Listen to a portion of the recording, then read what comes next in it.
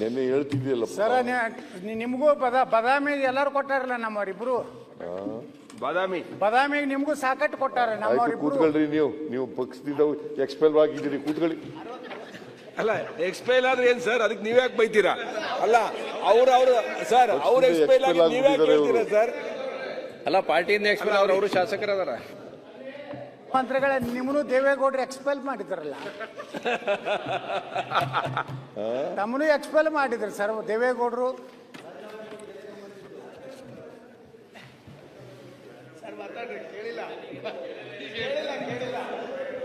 ಸನ್ಮಾನ್ಯ ಮುಖ್ಯಮಂತ್ರಿಗಳೇ, ತಮ್ಮನು ಸಹ ಅಹಿಂದ ಹೋರಾಟ ಮಾಡಿದ್ದಕ್ಕೆ ದೇವೇಗೌಡರು ಎಕ್ಸ್ಪೆಲ್ ಮಾಡಿದ್ರು. ಹೌದು, ಯಾರ್ಯಾರು ಎಕ್ಸ್ಪೆಲ್ ಮಾಡ್ತಾರೋ ಅವ್ರು ಮುಖ್ಯಮಂತ್ರಿಗಳು ಆಗ್ತಾರ.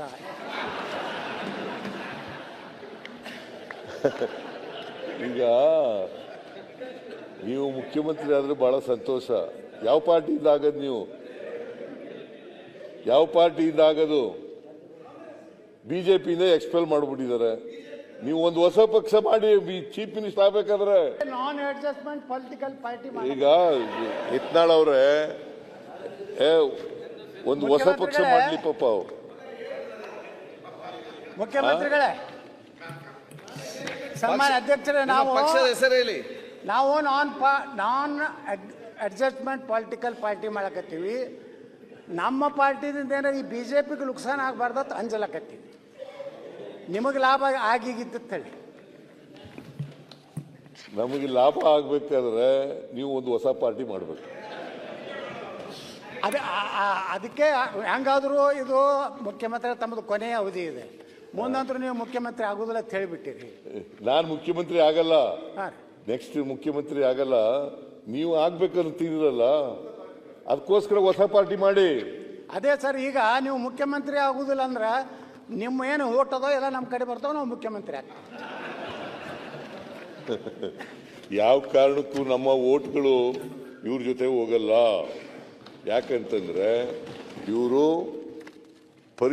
ಪರಿಶಿಷ್ಟ ಜಾತಿ ವಿರೋಧಿಗಳು, ಹಿಂದುಳಿದ ಜಾತಿಗಳ ವಿರೋಧಿಗಳು, ಅಲ್ಪಸಂಖ್ಯಾತರ ವಿರೋಧಿಗಳು. ಆದ್ರಿಂದ ಇವರು ಯಾವ ಕಾರಣಕ್ಕೂ ನಮ್ಮ ಓಟ್ಗಳೆಲ್ಲ ಇವ್ರ ಜೊತೆ ಹೋಗಲ್ಲ. ಬಡವರ ವಿರೋಧಿಗಳು. ಕೂತ್ಕೊಳ್ಳಪ್ಪ, ಅವ್ರ ಜೊತೆ ಮಾತಾಡ್ತಾರೆ. ಸನ್ಮಾನ್ಯ ಅಧ್ಯಕ್ಷರೇ, ಈಗ ನಾವು ನಿಮ್ಮ ಅತ್ಯಂತ ಪ್ರೀತಿಯ ಶಿಷ್ಯ ರಾಜಣ್ಣವ್ರು ಕೂಡ ಪಾರ್ಟಿ ಮಾಡ್ತೀವಿ. ಅದ್ರ ಜೊತೆಗೆ ನಾವು ಬರೇ ದೇಶದ್ರೋಹಿಗಳ ವಿರೋಧಿಗಳು, ನಾವು ಪರಿಶಿಷ್ಟ ಜಾತಿಯ ವಿರೋಧಿಗಳಲ್ಲ. ನಮ್ಮ ದೇಶದ ಎಲ್ಲ ಜನಾಂಗ ಬಹಿರಂಗವಾಗಿ ಟೋಪಿ ಹಾಕಿರೋರು ಓಟ್ ಬೇಡ ಅಂತ ಹೇಳೋರು ಯಾರು? ಓಟ್ ಬೇಡ ಅಂತ ಹೇಳೋದು ನಾನೇ ಬಿಡ್ರಿ. ಅದ್ರಾಗ ಇವರು ದೇಶದಲ್ಲಿ ಅವರು ಓಟ್ ಬೇಡ ಅಂತ ಹೇಳೋದು ನಾನೇ. ಏನು ಅದಕ್ಕೇನು ಭಯ ಇಲ್ಲ, ಅಂಜಿಕಿಲ್ಲ, ಏನು ಯಾರ್ದು ಬಿಡೇ ಇಲ್ಲ. ಆಯ್ತು ಸಬ್ಜೆಕ್ಟ್. ಅದಕ್ಕೆ ನೀವು ಯಾವ ಕಾರಣಕ್ಕೂ ಮುಖ್ಯಮಂತ್ರಿ ಆಗಲ್ಲ, ಅಧಿಕಾರಕ್ಕೆ ಬರೋದೂ ಇಲ್ಲ. ನೆಕ್ಸ್ಟ್ ಎಲೆಕ್ಷನ್ ನಲ್ಲಿ ನೀವು ಪೂರ್ಣವಾಗಿ ಸೋಲ್ತೀರಿ. ನೀವು ಸೋಲ್ತಿರೋ ನಾವು ಸೋಲ್ತೀವೋ, ನಾವು 130 ಬಂದು ನಿಮ್ಮ ಜಾಗದಾಗ ನಾವೇ ಬಂದ್ಕೊಂಡಿರ್ತೀವಿ. ಬಹಳ ಸಂತೋಷ, ಬಹಳ ಸಂತೋಷ. 2028ರಲ್ಲಿ ಯಾವ ಪಾರ್ಟಿಯವರು ಹೇಳಿ? 2028ರಲ್ಲಿ ನಮ್ಮ ಪಕ್ಷನೇ, ಕಾಂಗ್ರೆಸ್ ಪಕ್ಷನೇ ಮತ್ತೆ ಅಧಿಕಾರಕ್ಕೆ ಬರುತ್ತದೆ. 100ಕ್ಕೆ 100 ಸತ್ಯ. ನೀವು ಯಾವ ಕಾರಣಕ್ಕೂ ಬಿಜೆಪಿ ಆಗಲಿ, ಜೆಡಿಎಸ್ ಆಗಲಿ, ಯತ್ನಾಳ್ ಇಂಡಿಪೆಂಡೆಂಟ್ ಆಗಿದ್ದಾರೆ. ಈಗ expelled member of the BJP, erstwhile BJP, ಅವರು ಯಾವ ಕಾರಣಕ್ಕೂ ಅಧಿಕಾರಕ್ಕೆ ಬರಕ್ಕೆ ಸಾಧ್ಯ ಇಲ್ಲ. ನೀವೇನಾದ್ರು ಒಂದು ಹೊಸ ಪಾರ್ಟಿ ಮಾಡಿದ್ರೆ ಸಾಧ್ಯತೆ ಇದ್ರೂ ಇರಬಹುದು. ಮಾನ್ಯ ಅಧ್ಯಕ್ಷರೇ, ಈಗ ಕೋರಂ ಕಡಿಮೆ ಆದಾಗ ಜೆಡಿಎಸ್ ಕೇಳಲ್ವಾ? ಕೇಳಿ ಸರ್. ಪ್ರಕಾಶ್ ಕೂತ್ಕೊಳ್ಳಿ. ಕೋರಂ ಏನಾದ್ರು ಕಡಿಮೆ ಆದ್ರೆ ಜೆಡಿಎಸ್ ಮತ್ತೆ ಕೇಳಲ್ವಾ ತಾವು? ಯಾರು? ಇಲ್ಲ, ನಾವು ಮತ್ತೆ ನೀವು ಬಿಜೆಪಿ ನಾವು ಓದ್ ತಗೊಂಡಾಗ, ಶಾಸಕರಾಗಿ ಓದ್ ತಗೊಂಡಾಗ ಮೇಲೆ ನೀವೊಂಥರ ಅಸ್ಪೃಶ್ಯ ತರ ಆಗ್ಬಿಟ್ಟಿದ್ದೀರಿ. ಸಿದ್ಧಾಂತ ನಮ್ಮ ಹತ್ರ ಇದೆ, ಹೊಂದಾಣಿಕೆ ಇದೆ. ಯಾವ ಸಿದ್ಧಾಂತ ಜೆಡಿಎಸ್ ನಮ್ದಿದ್ದೇ ಇದೆ. ನಾನು ಪಕ್ಷ ಜನತಾ JDS ಪಕ್ಷ ಕಟ್ಟಿದವನು, ನಾನು ಚೇರ್ಮನ್ ಆದವನು, ನಾನೇ ಇಲ್ಲಿ ನೀವು ಆ ಪಕ್ಷ ಎಕ್ಸ್ಪೆಲ್ ಮಾಡಿದ್ರು ಅಂತ ಬಂದ್ಬಿಟ್ಟು ಇಲ್ಲಿ ಕಾಂಗ್ರೆಸ್ ಸೇರ್ಕೊಂಡಿದ್ದೀನಿ.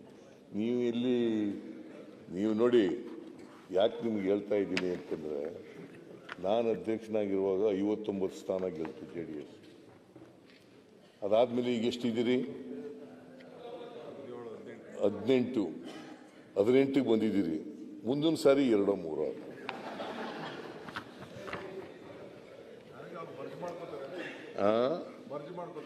ಅದಾದರೂ ಆಗ್ಬೋದು, ಮರ್ಜ್ ಆದರೆ ಆಗ್ಬೋದು, ಬಿಜೆಪಿ ಜೊತೆ ಮರ್ಜ್ ಆದರೂ ಆಗ್ಬೋದು.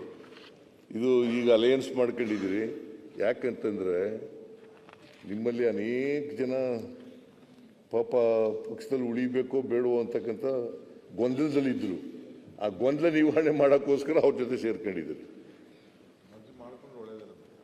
ಮರ್ಜ್ ಮಾಡ್ಕೊಳ್ಳಿ ಬಿಡಿ ಸುಮ್ಮನೆ. ಬಾಬು, ನೀನು ಸಲಹೆ ಮಾಡು ದೇವೇಗೌಡರಿಗೆ.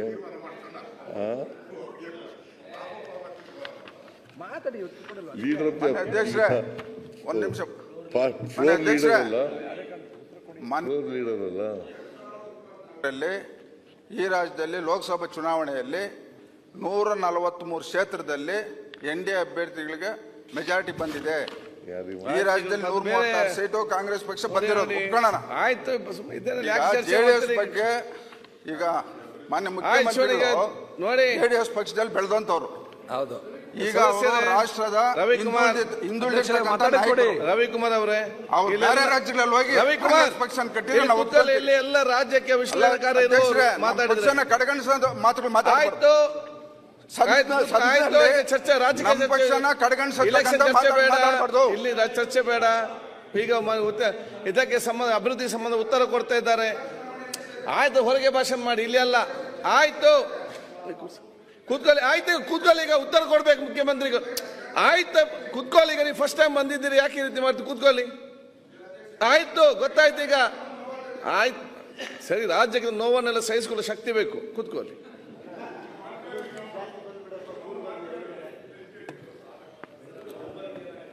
ಅಧ್ಯಕ್ಷರೇ, ಈಗ ಅಭಿವೃದ್ಧಿ ಬಗ್ಗೆ ಚರ್ಚೆ ನಡೀತಾ ಇದೆ. ಬೇಡ, ಈಗ ಸಿದ್ದರಾಮಣ್ಣವರು ಅದು ತಿರುಗಿ ಸುತ್ತಿಸ್ತಾವ್ರು ಊರೆಲ್ಲ. ನಾವು ಡೆವಲಪ್ಮೆಂಟ್ ದಯವಿಟ್ಟು ಬೇಡ. ಈಗ ಅಧಿಕಾರಕ್ಕೆ ಬರೋದು ಅವ್ರ ಕೈಯಲ್ಲೂ ಇಲ್ಲ, ನಮ್ಮ ಕೈಲೂ ಇಲ್ಲ, ಭಗವಂತನ ಕೈಯಲ್ಲೈತೆ. ಭಗವಂತ ಎಲ್ಲ ಜನಗಳ ಕೈನಲ್ಲಿ. ಆ ಭಗವಂತ ಈ ರಾಜ್ಯದ ಜನ, ಭಗವಂತ ಈ ರಾಜ್ಯದ ಜನತಾ ಜನಾರ್ದನ. ಇದೇ ಸಿದ್ದರಾಮಯ್ಯನವರು 2017 ಇರೋದು. ಮುಂದಿನ ಸರಿನೂ ಕಾಂಗ್ರೆಸ್ಸೇ ಬರೋದು, ಕಾಂಗ್ರೆಸ್ಸೇ ಅಂದ್ರು, ಬರಲೇ ಇಲ್ಲ. ಅದಕ್ಕೆ ಕಳೆದ 30 ವರ್ಷದ ಇತಿಹಾಸ ನೋಡಿ, ರಿಪೀಟೇ ಆಗಿಲ್ಲ, ಯಾರು ರಿಪೀಟ್ ಆಗಿಲ್ಲ. ಅದರಿಂದ ಯಾರು ಪರ್ಮನೆಂಟ್ ಅಲ್ಲ. ಅವತ್ತಿನ ಸನ್ನಿವೇಶ, ಅವತ್ತಿನ ವಾತಾವರಣ, ಅವತ್ತಿನ ಜನಗಳ ಮೂಡು, ಅವತ್ತು ಜನಾರ್ದನ ಹೇಳಿದ್ರಲ್ಲ, MP ಎಲೆಕ್ಷನ್ ಅಲ್ಲೇ ಒಂಥರ ರಿಸಲ್ಟ್ ಬಂತು, MLA ಎಲೆಕ್ಷನ್ ಅಲ್ಲೇ ಒಂಥರ ರಿಸಲ್ಟ್ ಬಂತು. ಅದರಿಂದ ಅವತ್ತಿಗೆ ಕಾಯೋಣ, ಆತರ ಬೇಡ. ಅಷ್ಟಲ್ಲೇನ ನಿಮ್ ಭಯ ಇದ್ರೆ, ಸರ್ಕಾರ ಬಿದ್ದೋತತೆ ಅಂತ ಭಯ ಇದ್ರೆ ನಾವೇನ ಮಾತಾಡೋಣ. ಅವರು 136 ಇದ್ದಾರೆ, ಅವ್ರಿಗೇನೋ ಭಯ ಇರ್ಬೇಕು, ಸರ್ಕಾರ ಬಿದ್ದೋಗ್ಬಿಡುತ್ತೆ, ಯಾರೋ ನಾವು ಬಿಜೆಪಿ ಬಂದ್ಬಿಡ್ತಾರೆ ಅಂತ ಏನೋ ಭಯ ಇದ್ರೆ. ಸದ್ಯಕ್ಕೆ ನಿಮಗ್ ಭಯ ಇದೆ. ಚರ್ಚೆ ಮಾಡಬೇಡಿ. ಈಗ ಮುಖ್ಯಮಂತ್ರಿಗಳು ಹೇಳ್ಬೇಕು, ಈ ಪೂರ್ಣ 5 ವರ್ಷ ನೀವೇ ಮುಖ್ಯಮಂತ್ರಿ ಇರ್ತೀವಿ, ಅದನ್ನ ಹೇಳ್ಬೇಕು. ಕೂತ್ಕೊಳ್ಳಿ ಯತ್ನಾಳ್. ಈಗ ಮಾನ್ಯ ಸಭಾಧ್ಯಕ್ಷರೇ, ಅಶೋಕ್ ಅವರು ಒಂದು ಮಾತು ಹೇಳಿದ್ದಾರೆ, ನಮಗೆ ಭಯ ಇದೆ ಅಂತ. ನಮ್ಗೆ ಯಾವ ಭಯ ಇಲ್ಲ. 141 ಜನ ಸದಸ್ಯರು, 141. ನಿಮ್ಮಲ್ಲಿ 2 ಕಮ್ಮಿ ಆಯ್ತು. ಈಗ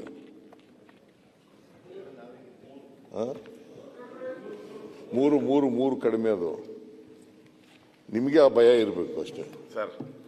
ತಿರುಗಿ ಯಾಕೆ ಅಲ್ಲಿ ನಿಮ್ಮಲ್ಲಿ 16 ಜನ ಕಡಿಮೆ ಆದ್ರು, ನಮ್ಮಲ್ಲಿ 3 ಜನ ಕಡಿಮೆ ಆದ್ರು, ನಿಮ್ಮಲ್ಲಿ 16 ಜನ ಕಡಿಮೆ ಆದ್ರಲ್ಲ ಸರ್. ನಾವು ಸರ್ಕಾರ ಮಾಡಿದಾಗ 16 ಜನ ಅಲ್ಲ, ಅದು ಬಿಟ್ಟು ನಿಮಗೆ ಗೆಲ್ಲೋ ಶಕ್ತಿ ಇಲ್ವಲ್ಲ. 16 ಜನ ಮತ್ತೆ ರಾಜಣ್ಣ ಕ್ರಾಂತಿ ನವೆಂಬರ್ ಕ್ರಾಂತಿ ಅಂತಾನೆ ಅವ್ರೆ. ಈ ಪತ್ರಿಕೆಯವರು ಬಿಡಲ್ಲ. ಯಾಕೆ ನವೆಂಬರ್ ಅದೇನಾಗ್ತದೆ ನೋಡೋಣ. ನಾವು we are waiting for November. ಅಲ್ಲಿವರೆಗೂ ನಾವೇನು ಮಾತಾಡೋಣ. ಅಧ್ಯಕ್ಷರೇ, 11 ವರ್ಷಗಳ ಕಾಲ ಇವರು ಬಿಜೆಪಿಯವರು ಅಧಿಕಾರದಲ್ಲಿದ್ದರು. 2006ರಿಂದ ಸಮ್ಮಿಶ್ರ ಸರ್ಕಾರ ಆಯಿತು, ಅದರಲ್ಲೂ ಪಾರ್ಟ್ನರ್ ಆಗಿದ್ರು. 20 ಮಂತ್ಸ್ ಅಂತ ಆಗಿತ್ತು. ಆಮೇಲೆ 2008ರಲ್ಲಿ ನಿಮಗೆ ಜನ ಆಶೀರ್ವಾದ ಮಾಡಲಿಲ್ಲ. ಮಾಡಿದ್ರ 113 ಜನ ಗೆದ್ರ, ನೀವು ಗೆಲ್ಲಿಲ್ಲ. ಮತ್ತೆ 2018ರಲ್ಲಿ ಮತ್ತೆ ಜನ ಆಶೀರ್ವಾದ ಮಾಡಲಿಲ್ಲ. ಇವರು ಅಧಿಕಾರಕ್ಕೆ ಬಂದಿರೋದು ಆಪರೇಷನ್ ಕಮಲದ ಮೂಲಕ ಅಧಿಕಾರಕ್ಕೆ ಬಂದಿದ್ದಾರೆ ಹೊರತು ಜನರ ಆಶೀರ್ವಾದದಿಂದ ಅಧಿಕಾರಕ್ಕೆ ಬಂದಿಲ್ಲ, ಮುಂದೆನೂ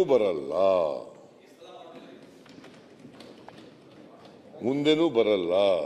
ನೀವು ಇಬ್ರು ಜೊತೆ ಸೇರ್ಕೊಂಡ್ರೂ ಬರಲ್ಲ. ಜನ ನಿಮ್ಮನ್ನ ಸಂಪೂರ್ಣವಾಗಿ ತಿರಸ್ಕಾರ ಮಾಡ್ತಾರೆ. ಮಾನ್ಯ ಸೀಟ್ ಲೀಡ್ ಬಂದಿದ್ದೀರಿ. ಇನ್ನೊಂದ್ 2 ವರ್ಷ ಆಗಿ ನಿಮ್ ಸರ್ಕಾರ ಎಲ್ಲ ಅವ್ಯವಹಾರ ಎಲ್ಲ ಆದ್ಮೇಲೆ ನಾವು 175 ಸೀಟ್ ಗೆಲ್ತೀವಿ. ಬರ್ದ್ ಮಾಡ್ಕೊಳ್ರಿ, ಹೇಳಿದೀನಿ.